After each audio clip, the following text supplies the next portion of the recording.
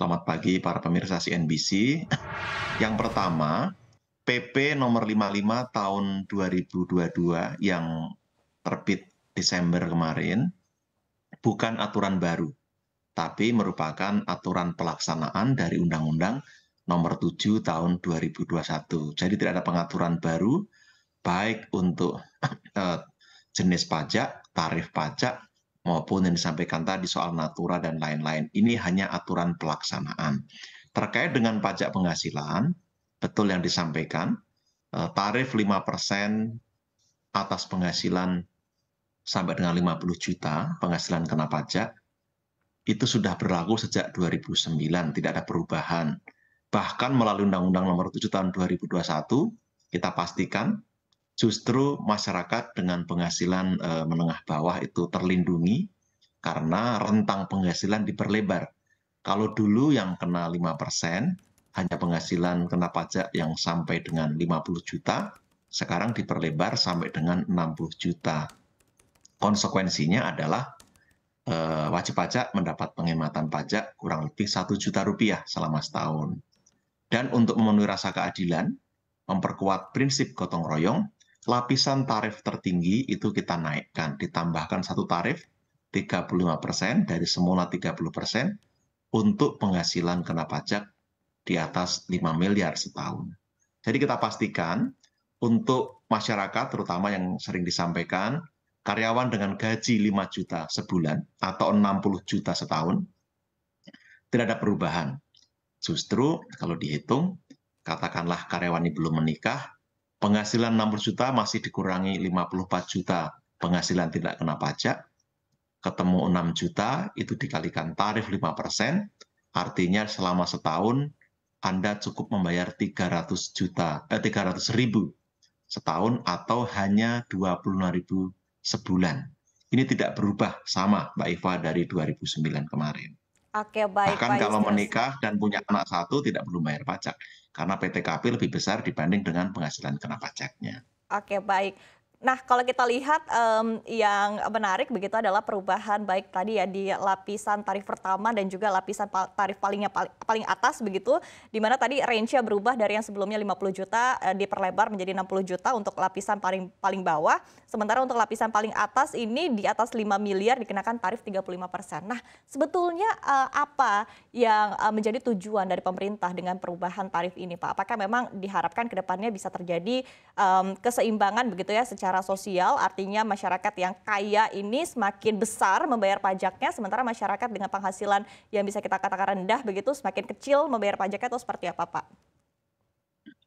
Baik, ini pertanyaan yang sangat bagus. Prinsip perpajakan adalah gotong royong, didasarkan pada ability to pay, kemampuan membayar. Yang mampu membayar pajak, yang lebih mampu membayar pajak lebih besar. Sedangkan yang tidak mampu dibantu atau ditolong. Termasuk wajib pajak yang penghasilannya relatif rendah juga diberi fasilitas berupa tarif lebih rendah, bahkan berbagai pengurang yang lain.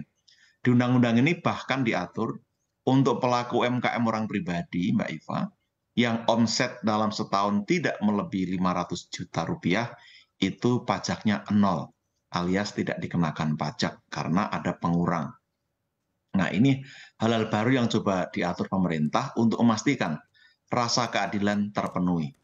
Yang di bawah dibantu, difasilitasi, dilindungi, yang di atas diajak bergotong royong dengan membayar pajak lebih besar agar bisa digunakan selain untuk menolong yang tidak mampu, juga memastikan pembiayaan belanja-belanja publik, subsidi, lalu pendidikan, kesehatan, infrastruktur dapat kita lakukan dengan lebih baik.